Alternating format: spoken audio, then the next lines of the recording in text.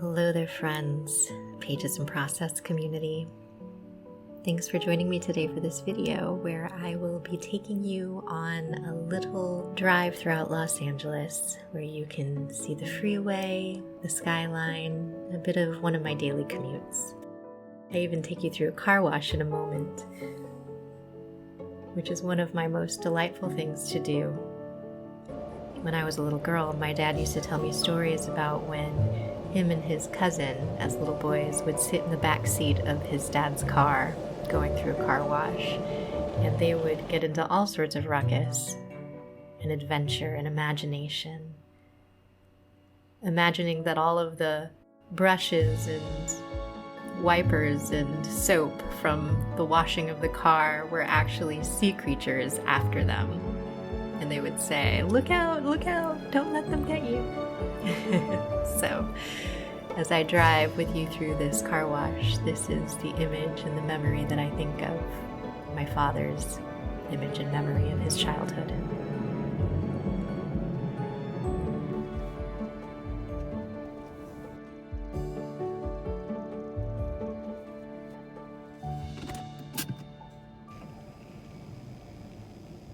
I just took you through the car wash because I really like car washes.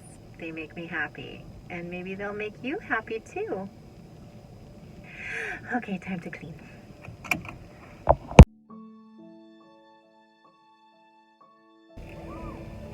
Okay, we did it. Carry on then. Back home, it always feels nice to have a clean car. I come from a nuclear family who didn't keep their cars very clean. And then I was in a long-term relationship with someone who treated their car, anytime they were having struggles with their sort of mental health or feeling productive or connected to their life, they would get a car wash and it would just help a lot. And I have a lot of beautiful new patterns I have from that long relationship, and that is one of the things I've taken with me, that when things aren't feeling so great, a car wash and a good vacuum. And if you have the means, which not all of us do, to get a detail, that can go a long way too. So if you're struggling and you have access to either washing your car yourself or going through a car wash or getting it washed, that's a really nice, simple, kind of contained way that I have felt the impact of how beautiful that can work time and time again. Especially living in LA, in a city where you drive everywhere, so you spend a lot of time in your car. It helps for it to feel tidy, neat, and clean. All right, see you a little later for some other things. Whatever we do, at some point we'll read some pages, because my intention yesterday and the day before was to read you some pages, and that didn't happen. So we'll see how it goes.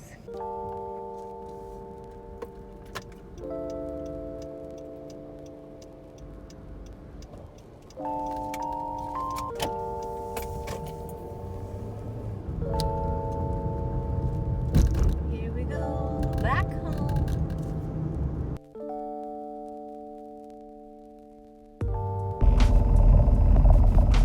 I'm realizing that I left at sunrise and I'm going to be getting home around sunset. I do love the golden hour. It's rather pretty. Rather pretty. Here we go.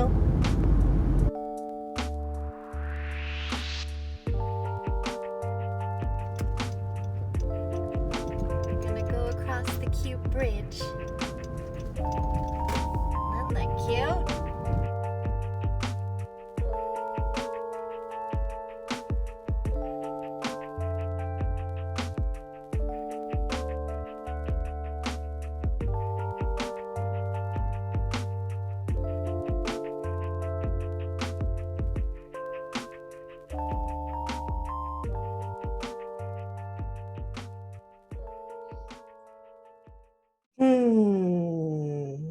We are in the bed because this is where I want to be. I came here to do some writing. But I've been playing around the last couple videos, I guess now, to bring into the mix some of my life before and after the pages and process practice that I do as a way to share, but also to learn a bit about how the editing, filming practice can be for me, which I find fun. And and then also as a way to like see myself, because I feel like they say, I have another video about this. It's like in the dark forest of the psyche, I think it's called, or something very esoteric like that, poetically esoteric. When you're in your own sort of mix and mire of it all, and you're kind of, or at least for me, going through my own inner landscape and trying to kind of figure out where I'm at and what it is I want or need, or what I'm trying to communicate, who I am in this world, finding my place in it, really trying to hone in and fine tune my sense of not only my own internal sense of identity, but like the identity that is being projected into the world, to see if it matches what I think and or want to convey, if it feels authentic with who I am, and also if it is safe enough for me to continue showing up that way, because depending on how I show up, I attract different kinds of viewers, audience, friends, colleagues, whatever. And that's gone different ways, really wonderful ways, and also very uncomfortable ways. And I think that I'm finding a way to really connect to what feels safe, what way of sharing feels safe, and then helping that. And I'm doing that sort of through pages and process, and using this as sort of this regulating resource for me, that there are safe people out there. There are people who want to engage with whatever it is I have to say or share in a way that feels inclusive and tender and kind, curious, compassionate, willing to be with the hard and the heavy stuff, but also desirous of connecting to something that feels good as well, and wanting to self-support. I'm speaking for me now, how I want to be conscious and considerate with how I show up in the world. Thank you for helping me along that process, just by being here.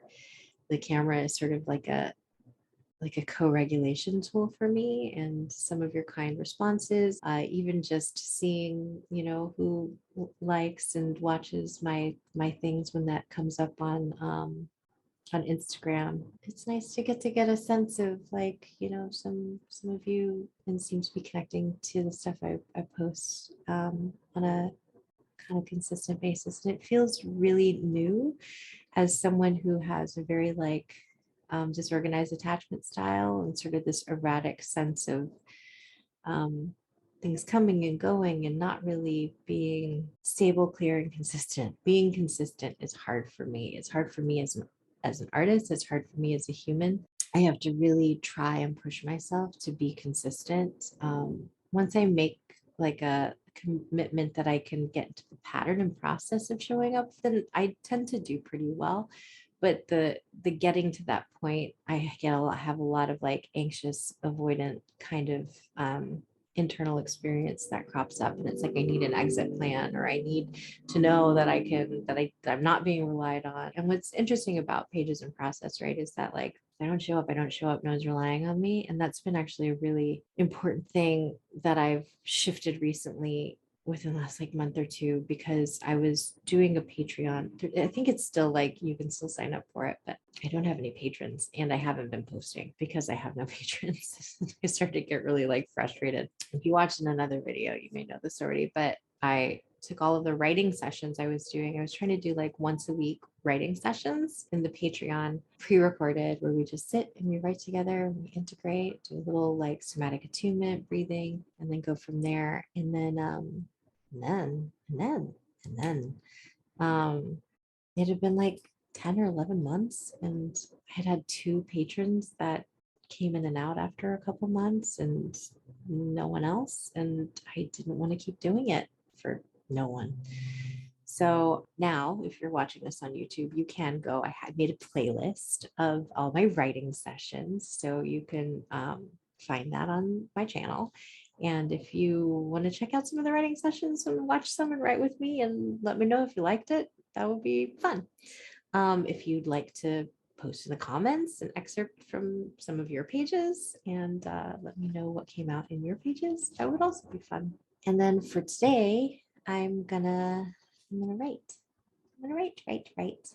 And then I'll read to you. Maybe if some of you guys start letting me know that you like the writing sessions and that playlist, maybe we'll do some more down the line. They were kind of serving me at the beginning because I just needed something that I felt safe doing, which was doing the writing, to practice making and sharing. So the recording process and the sharing process, the learning how to edit, the learning how to set things up, the regulating my nervous system, the getting into the process of getting my tea and doing the thing and then showing up. And so I feel like now I'm having more like fluidity, I guess. Zoom doesn't freak me out as much, although that hasn't for a while, but setting up my little microphone and figuring out the lights and using my editing software. I tried to jump ahead and do like Adobe Premiere, which was just too advanced for me. And I'm like, nope.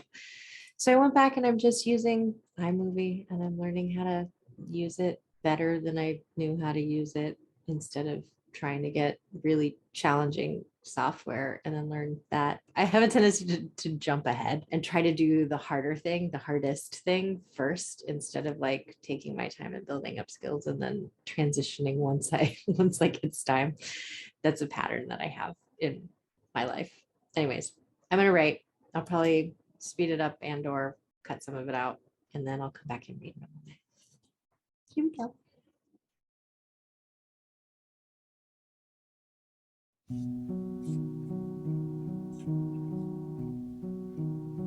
You shoulder your own beauty and want to pose more for a sense of curation and clearing the air between you and the rest of the world.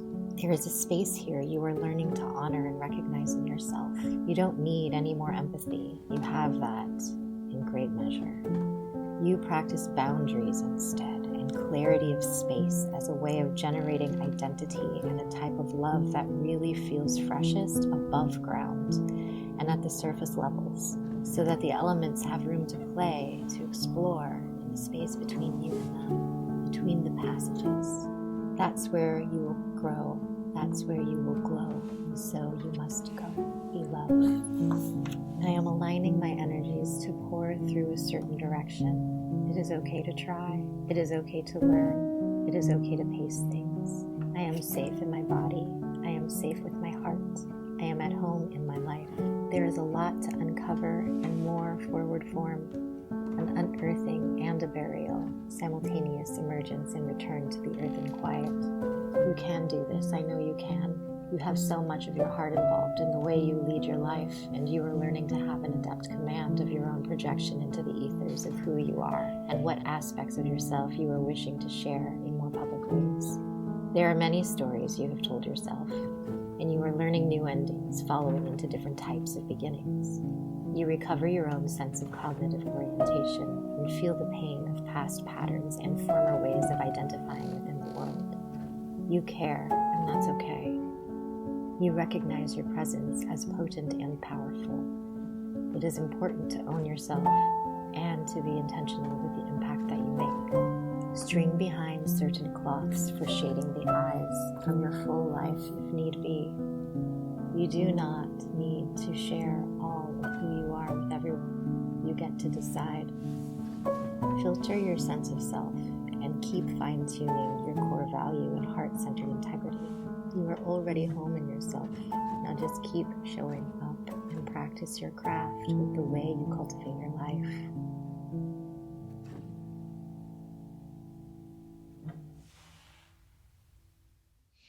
Okay, I'm going to say goodnight to you and wish you a wonderful, wonderful waking and sleeping cycle wherever you are.